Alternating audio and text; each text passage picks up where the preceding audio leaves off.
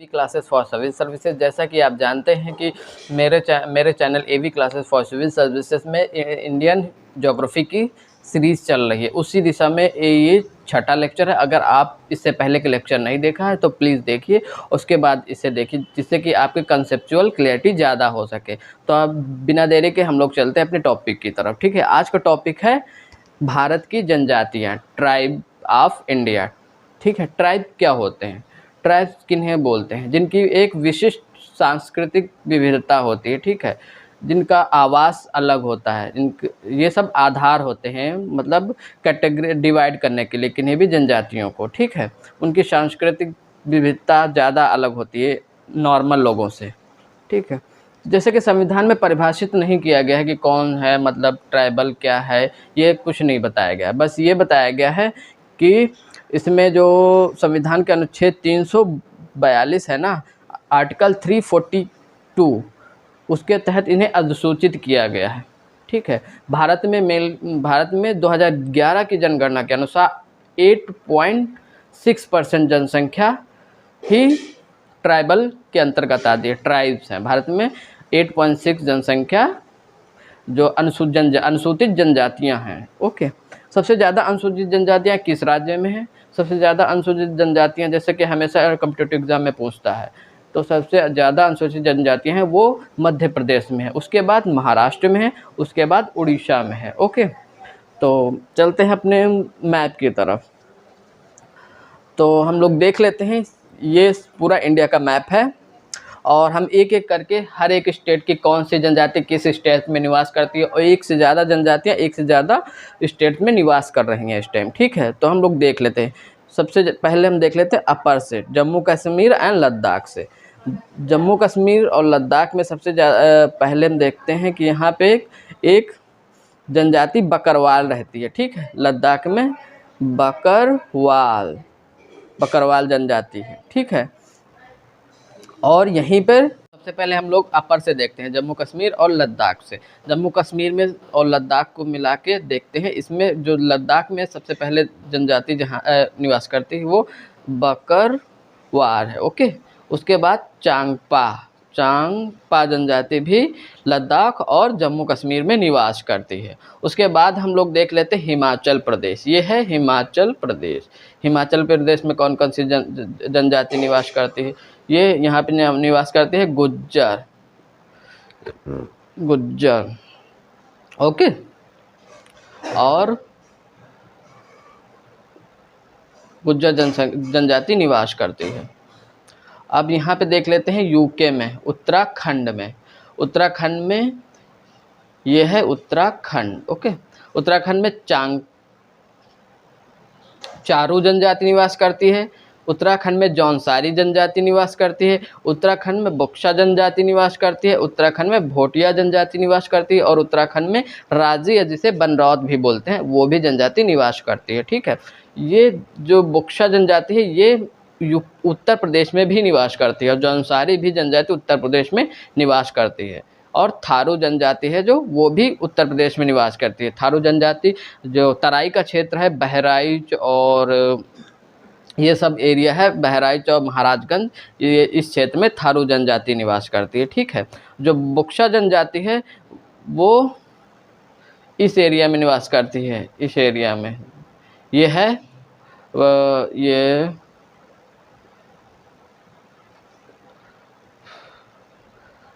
ये जो बक्सा जनजाति है ना, ये उत्तर प्रदेश के बिजनौर में भी निवास करते हैं। बक्सा को बक्सा भी जनजाति भी बोलते हैं। ठीक है, और यहाँ पे उत्तर प्रदेश में मेनली अगरिया, थारू और खरवार जनजाति है, ये भी निवास करते हैं। खरवार जैसे उसमें आगरा में और इधर मिर्ज़ापुर में और सोनभद्र इलाके में खरवार जनजातियाँ निवास करती हैं।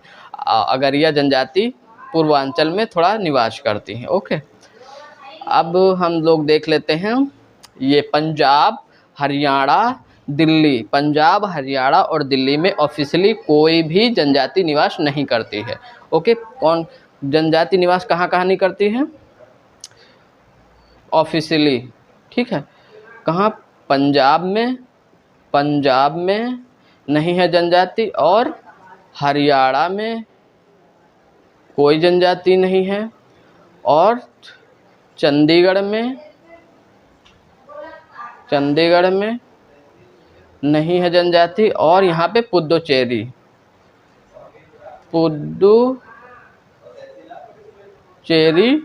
में भी कोई जनजाति निवास नहीं करती है ऑफिशियली। ओके, अब हम लोग देख लेते हैं, और एक दिल्ली, एक और छूट गया दिल्ली। ओके, दिल्ली में भी कोई जनजाति निवास नहीं करती है। ठीक है, हम लोग देख लेते हैं बिहार। ये बिहार है, बिहार में बैगा जनजाति निवास करती है। ओके, कौन सी जनजाति? बैगा जनजाति बिहार में निवास करती है। अब इधर आ जाते हैं राजस्थान क्षेत्र में। ठीक है, राजस्थान में कौन कौन सी? सहरिया जनजाति निवास करती है। यहाँ राजस्थान में सहरिया जनजाति, ओके, सहरिया जनजाति राजस्थान में निवास करती है। ठीक है, मीणा जनजाति राजस्थान में निवास करते हैं। मीणा, ओके, मीणा जनजाति राजस्थान में निवास करती है। मेरात जनजाति राजस्थान में निवास करती है। मेरात, ओके, और गरासिया जनजाति है वो राजस्थान में। गरासिया जो जनजाति है वो राजस्थान में निवास करती है। और इसी के साथ राजस्थान में एक महत्वपूर्ण जनजाति है मंगानियर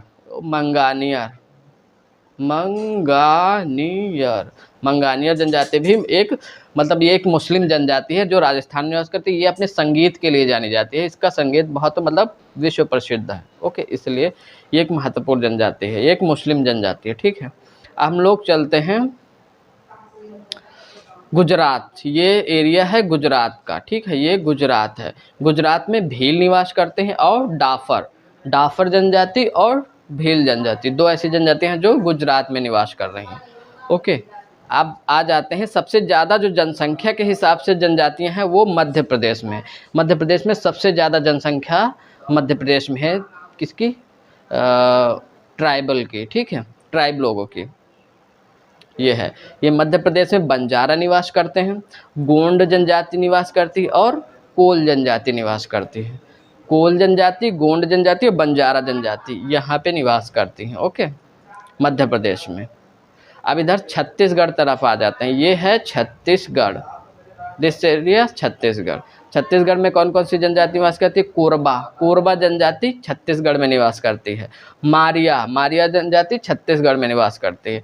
खोंड जनजाति छत्तीसगढ़ और उड़ीसा दोनों में निवास करती हैं। ठीक है, और झारखंड में कौन कौन सी जनजातियां निवास करती हैं? अब झारखंड ये एरिया है। ठीक है, दिस एरिया।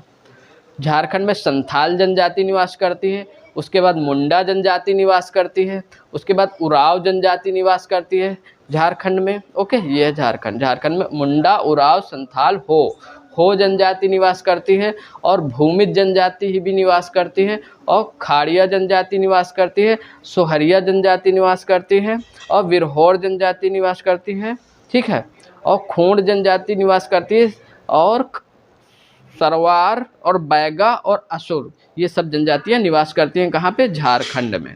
ओके, अब देख लेते हैं कि उड़ीसा में कौन कौन सी जनजाति निवास करती हैं। उड़ीसा में भौमिज जनजाति निवास करती है, और भुइया जनजाति, खोड़ और कोरबा छत्तीसगढ़ में भी निवास करती है, और बॉर्डर एरिया में, उड़ीसा के बॉर्डर एरिया में भी निवास करती है। ओके, अब हम आगे देख लेते हैं एपी आंध्र प्रदेश के में कौन कौन सी जनजातियां निवास कर रही हैं। ठीक है, आंध्र प्रदेश में बंजारा जनजाति, जैसे कि हम लोग देखा था, बंजारा मध्य प्रदेश में भी निवास कर रही थी। तो एक से ज़्यादा, एक ही जो प्रजाति की वो जनजाति है वो एक से ज़्यादा स्टेट में निवास कर रही हैं। ओके, जैसे बंजारा एमपी में भी निवास कर रही हैं, और एपी में और आंध्र प्रदेश में भी निवास कर रही हैं। खोंड जनजाति जो है ये झारखंड में भी निवास करती है, गोंड जनजाति, और एपी आंध्र प्रदेश में भी निवास करती है। ओके, जैसे कोया जनजाति कहाँ पे निवास करती है? ये आंध्र प्रदेश में, कोया। ओके, कोया जनजाति। जैसे पूछ लेते हैं कोया जनजाति किस राज्य में निवास करते हैं, तो 3-4 स्टेट दे देते हैं। तो अगर आप पढ़े होंगे तो ये तुरंत आपको पता चलेगा, हाँ कोया तो आंध्र प्रदेश में निवास करती है। अगर नहीं पढ़ा होगा तो बिल्कुल आपका क्वेश्चन छूट जाएगा या गलत हो जाएगा। तो ये भी बहुत इंपॉर्टेंट है, एक क्वेश्चन सिलेक्शन के लिए बहुत मायने रखता है। ओके, तो इसको बहुत बारीकी से देखने की ज़रूरत है। एक बार अगर आप लोग कॉन्सेप्ट से पढ़ लेंगे तो दोबारा पढ़ने की बिल्कुल ज़रूरत नहीं होगी। और यूपी स्पेशल नाम की कोई चीज़ नहीं होती, होलिस्टिक पढ़ोगे तो बिल्कुल सब हो जाएगा, ठीक है। तो अब देख लेते हैं ये तमिलनाडु। तमिलनाडु में कौन कौन सी जनजाति निवास करती है? तमिलनाडु में टोडा जनजाति निवास करती है, ठीक है। टोडा और चेचू जनजाति, ठीक है। चेचू जनजाति ये आंध्र प्रदेश में भी निवास करती है, ठीक है। तो ये दोनों में निवास करती हैं। और जो कर्नाटका है वो कर्नाटका कुर्गी जनजाति है, वो कर्नाटक में निवास करती है, ठीक है। ये केरला में मोपला जनजाति निवास, जैसे कि आप जानते हैं मोपला विद्रोह हुआ था 1920 में, ठीक है। तो ये मोपला जनजाति यहीं पे है। ये कौन सा है? मालाबार तट पे निवास करती हैं, ठीक है। मोपला जनजाति ये एक मुस्लिम जनजाति है, ठीक है। और यहीं पे कादर जनजाति भी निवास करती है केरल में, ओके। केरल में कौन सी? कादर जनजाति। अब हम लोग देख लेते हैं, यहाँ पे तो सब हो गया है मेरे हिसाब से, कोई स्टेट छूटा नहीं है, ओके। अब हम नॉर्थ ईस्ट स्टेट में देख लेते हैं, ठीक है। नॉर्थ ईस्ट स्टेट में कौन कौन सी जनजातियाँ निवास करती हैं? जैसे मिसमी है। मिसमी एक पहाड़ी का नाम है और पहाड़ी के नाम पे ही जनजातियों का नाम भी पड़ा हुआ है, ठीक है।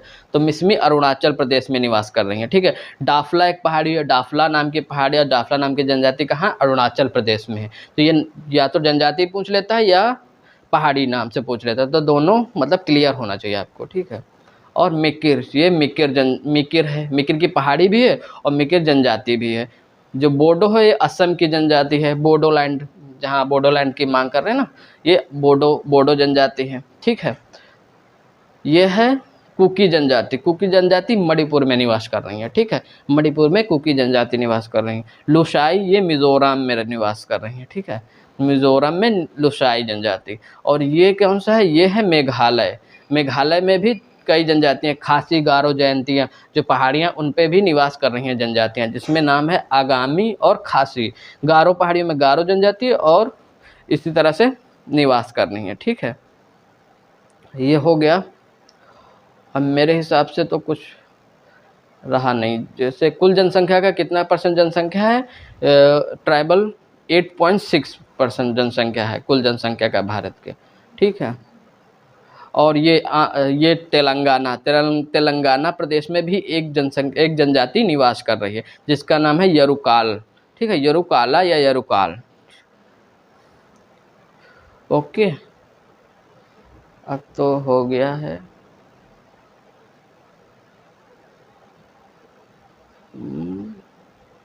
ये बहुत महत्वपूर्ण एक चैप्टर है, इसे प्लीज़ देखिए, बार बार देखिए, अच्छे से पढ़िए, आराम से, धीरे धीरे, बहुत जल्दी भाग के पढ़ने की ज़रूरत नहीं है, क्योंकि ये बहुत बारीकी का टॉपिक है। अगर एक बार अच्छे से कॉन्सेप्ट पकड़ लिया आपने तो आपको याद हो जाएगा और डेफिनेटली सही क्वेश्चन करके आएंगे परीक्षा एग्ज़ाम सेंटर में, okay. Thank you. Please like, subscribe and share my channel. Thank you.